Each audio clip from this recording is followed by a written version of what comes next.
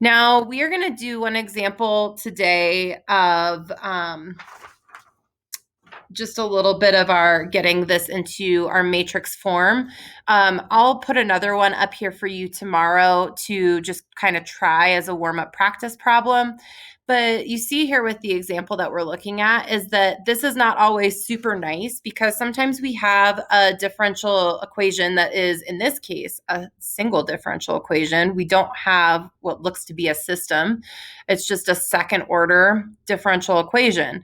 But in order to evaluate existence and uniqueness, in order to solve these and get them into a matrix form, we're going to have to do a little bit of a change of variable here in order to, first of all, create a system.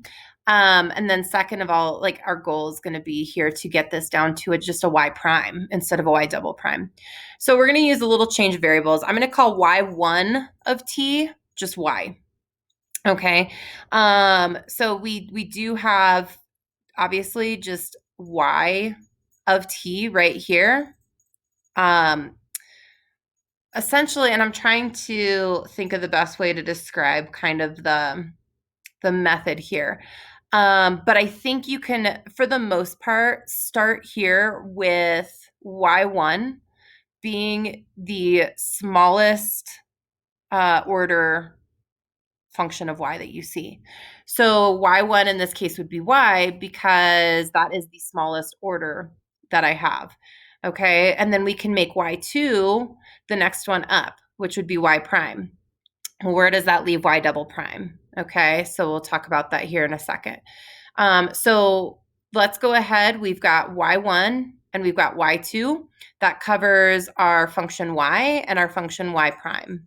Okay, so our y of t matrix function will look like this. All right.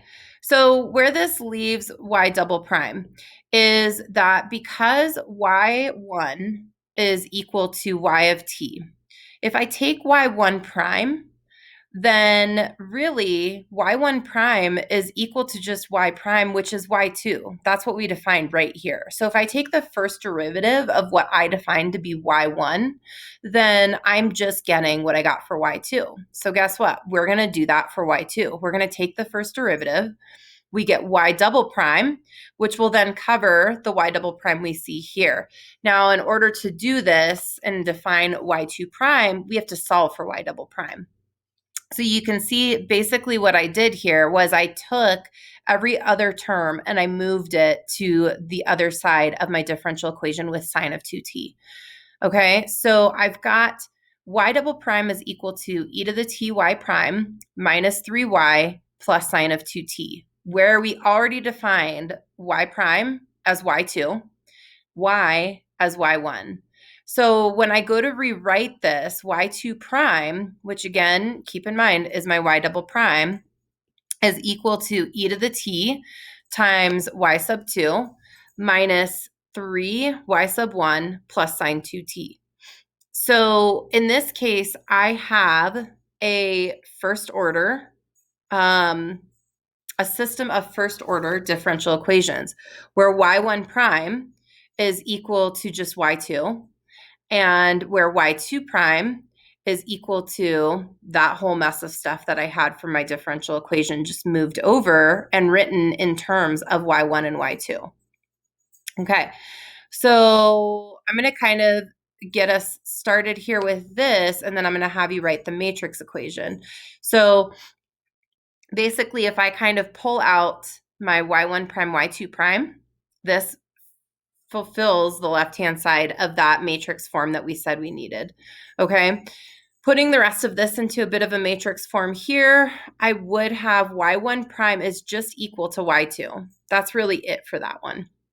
y2 prime is everything that we defined when we moved this over to the other side. Okay, and then we also had an initial value problem here. We had y of 0 is equal to 2. We had y prime of 0 is equal to negative 1. So we would just make sure we put that initial value problem into its proper matrix form as well. Now, what I want you to do here is I want you to take this matrix, pause the video, take this matrix, and write that as your P of t times y of t. We need the form where we take our coefficient matrix and we multiply it by our solution matrix, plus any g of t is also included in that. So go ahead and pause the video, see if you can write that out. Okay, so I'm going to assume that you paused it.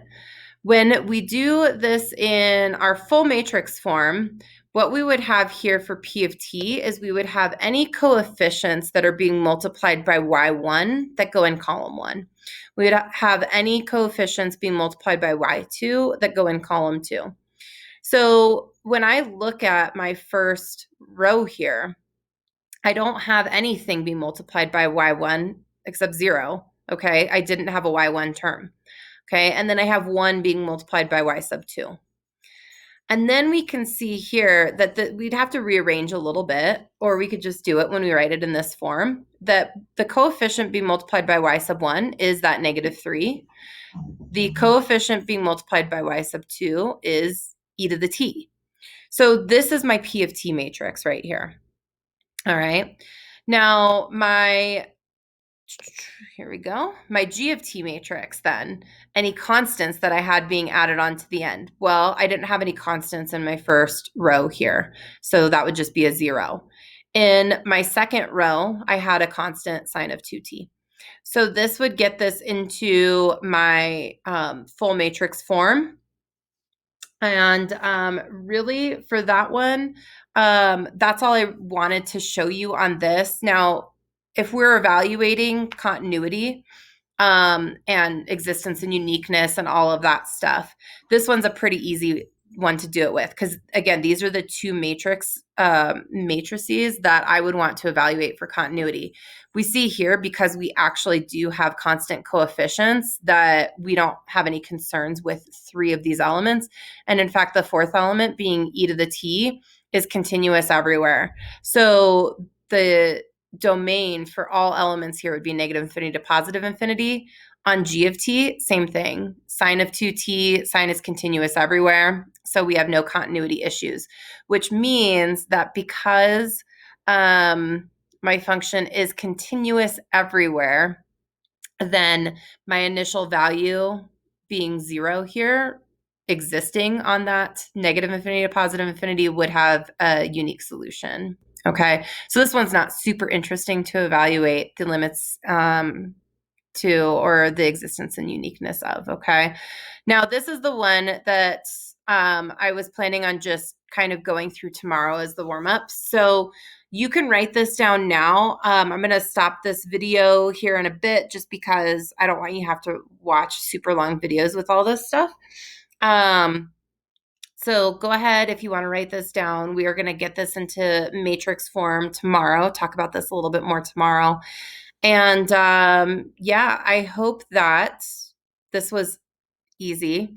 And I hope that you're doing well. And, just keep plugging along and let me know if you have any questions. But yeah, just have a wonderful day. And I hope to talk to you soon. We do have office hours today. I'm recording this on Tuesday. So by today, I mean Wednesday, we do have virtual office hours if you want to attend and just check in. I am sure you are all talking to each other, and that is fine. But oh my God, this video has been going on for 20 minutes. Okay. I'll talk to you soon. Goodbye.